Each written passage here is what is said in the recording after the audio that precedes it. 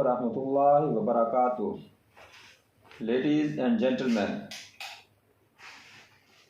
we continue from our previous session where we were talking about partnership account.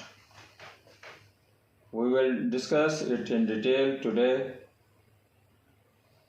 Partnership account क्या होता है? पहले तो हम ये देखते हैं कि पार्टनरशिप क्या होती है। दो या दो से ज़्यादा लोग मिलके अगर कोई कंपनी बना लेते हैं बिजनेस पर्पस के लिए तो उसको हम पार्टनरशिप कहते हैं। उसमें कुछ टर्म्स एंड कंडीशन तय होती है उनके आपस में। जुडिशियल स्टैम्प पेपर पे वो पार्टनरशिप डीड बनती है। और पार्टनरशिप दो तरह की होती है, एक रजिस्टर्ड होती है और एक अनरजिस्टर्ड। रजिस्टर्ड जो है वो कंपनीज और फर्म के पास रजिस्टर्ड होती है और उसको बाकायदा एक स्पेसिफिक नंबर अलॉट होता है। और अनरजिस्टर्ड जो पार्टनरशिप होती है वो कोई भी पर्सन आपस में मिलके बिजनेस के नाम से पार्टनरशिप बना लेते हैं, उसमें अपने टर्म्स एंड कंडीशन तय कर लेते हैं और ओथ कमिश्नर या नोटरी पब्लिक के पास उसको अटेस्ट करवा लेते हैं। तो ये अनरजिस्टर्ड पार्टनरशिप डीड होती है। इसका अकाउंट खोलने के लिए, जब भी आप पार्टनरशिप अकाउंट खोलने के लिए बैंक में जाएंगे तो उसके लिए सबसे बेसिक और प्राइम रिक्वायरमेंट ये है कि आपके पार्टनरशिप डीड आपके पास होनी चाहिए, रजिस्टर्ड हो या अनरजिस्टर्ड। अगर रजिस्टर्ड है तो आपके पास उसका सर्टिफिकेट भी होना चाहिए, रजिस्ट्रेशन सर्टिफिकेट हो ओरिजिनल, और उसकी कापी बैंक को आप हवाले करेंगे, ओरिजिनल अपने पास रखेंगे। तो पार्टनरशिप अकाउंट खोलने के लिए आप registration certificate plus partnership deed, और पार्टनरशिप डीड पे तमाम पार्टनर्स के साइन मौजूद होने चाहिए। All the partners must sign on the partnership deed on all and accepted by all the partners, all the terms and condition mention there हैं। उसके साथ बैंक अकाउंट फॉर्म फिल किया जाएगा। फॉर्म के साथ आपके CNSC की कापी, इट मीन्स दैट कि आपने आइडेंटिटी कार्ड जो आइडेंटिटी डॉक्यूमेंट जो है वो अटैच होंगे। जितने भी पार्टनर्स हैं सबके CNSC अटैच होंगे और वो पार्टनरशिप अकाउंट पे साइन करेंगे। फर्दर वो अपने लेटर हेड पैड पे एक रिक्वेस्ट लेटर लिखेंगे और उसमें मेंशन करेंगे कि हम ये अकाउंट बैंक के साथ आपके बैंक के पास अकाउंट खुलवाना चाहते हैं और इस अकाउंट को ये पर्सन्स ऑपरेट करेंगे। फ़र्ज़ करें एक पार्टनरशिप में 6 या 7 पर्सन्स हैं, तो उनमें से आपने ऑथराइज सिग्नेटरी 2 को किया हुआ, सेलेक्ट किया हुआ, या 3 को किया हुआ है, तो उनके बाकायदा नाम मेंशन किए जाएंगे और उस एप्लीकेशन फॉर्म पे नीचे सब लोग साइन करेंगे कि हम इन लोगों को ऑथराइज कर रहे हैं। इसको हम क्रॉस वेरीफाई करेंगे उनके पार्टनरशिप डीड के ज़रिए कि क्या जो ये लोग लिख के दे रहे हैं वो उनके पार्टनरशिप डीड में भी इसी तरह ही है। अगर उसके अलावा कोई टर्म्स एंड कंडीशन है कि पार्टनरशिप डीड में लिखा हुआ है, कुछ और लोगों के नाम लिखा हुआ है कि ये लोग बैंक अकाउंट ओपन कर सकते हैं और ऑपरेट कर सकते हैं, और जब वो अपने लेटर दे रहे हैं, रिक्वेस्ट दे रहे हैं, तो उसमें किसी और का नाम है, तो उसके लिए आपको एडेंडम चाहिए होगा पार्टनरशिप डीड का।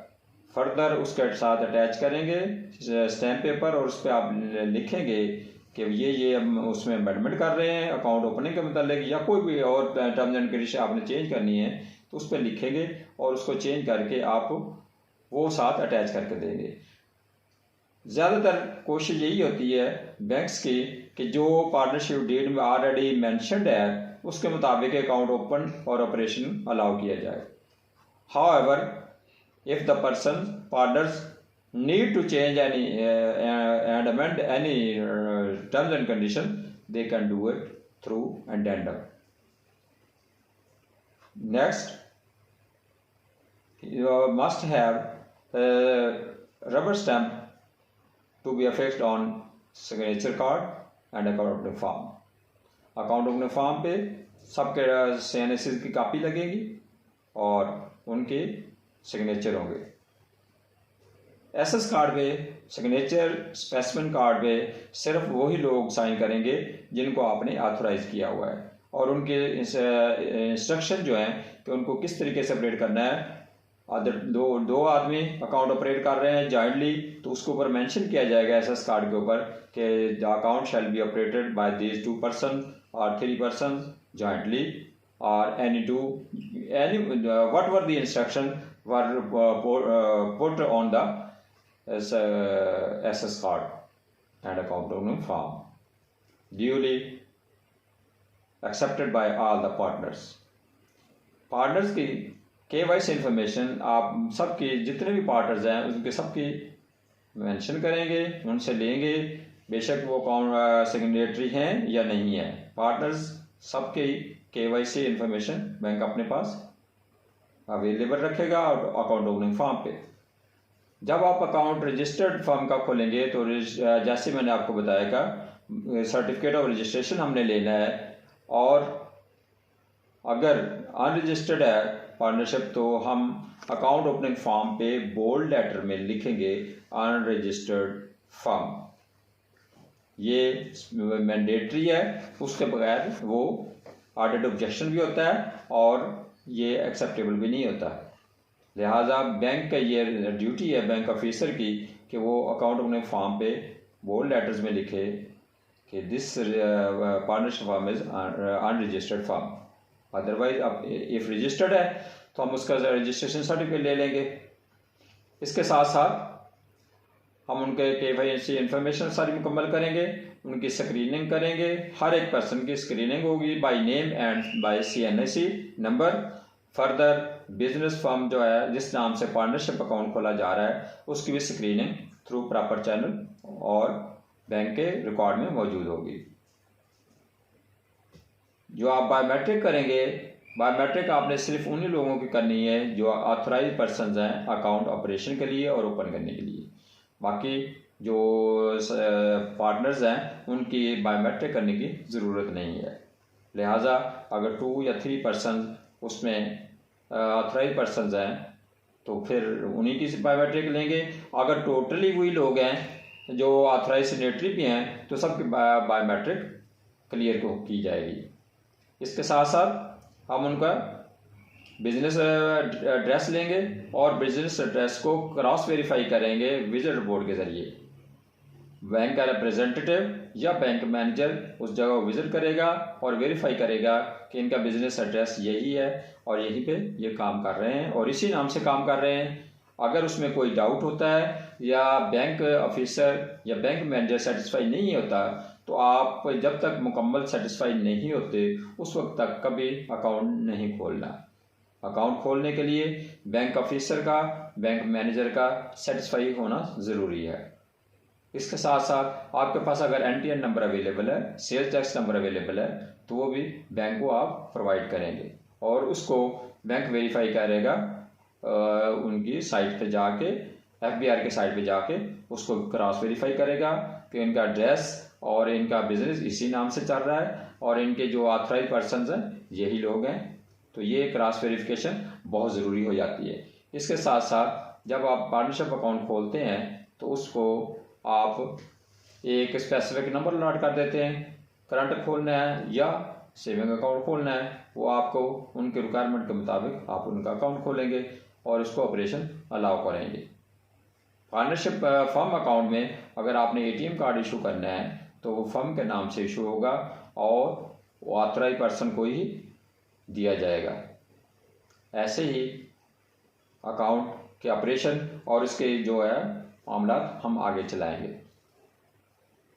किसी भी पार्टनरशिप अकाउंट को खोलने के लिए और उसको ऑपरेट करने के लिए ये स्पेसिफिक रिक्वायरमेंट्स हैं और उनके मुताबिक अकाउंट खोलना बैंक ऑफिसर की जिम्मेदारी है।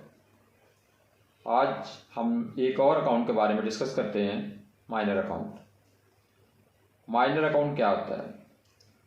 एक पर्सन जिसकी एज 18 ईयर्स से बिलो है और वो किसी भी एग्रीमेंट में दाखिल नहीं हो सकता और उसका अगर मैं अकाउंट खोलना मकसूद है किसी भी पर्पज़ के लिए, उसको स्कॉलरशिप का कोई चेक मिला है या उस आपने सेविंग करनी है उसके लिए कोई, या उसका अपने अकाउंट खोल के उसके नाम पे रखना है, तो उसके लिए रिक्वायरमेंट है कि वो चूँकि किसी एग्रीमेंट में दाखिल नहीं हो सकता तो उसको अकाउंट खोलने के लिए अपने नेचुरल गार्डियन के साथ वो अकाउंट खुलवाएगा।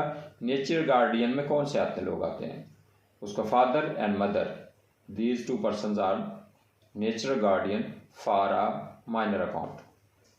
इसके अलावा अगर किसी के साथ अकाउंट खोलना है या कोई इसी लीगल रिक्वायरमेंट के लिए अकाउंट खोलना है तो कोर्ट आर्डर नोटिफाई करेगा।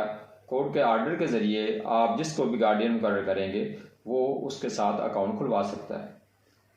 माइनर अकाउंट खोलने के लिए जो माइनर पर्सन है, बच्चा है या बच्ची है, उसका फॉर्म बी या नादरा से फैमिली सर्टिफिकेट इशू किया जाता है।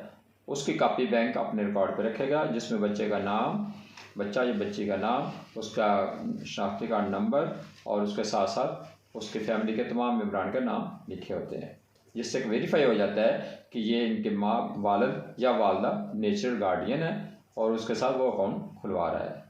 उसमें आप उसका पर्पज़ भी लिखेंगे और एज भी लिखेंगे और उसकी मेजॉरिटी की डेट भी लिखेंगे।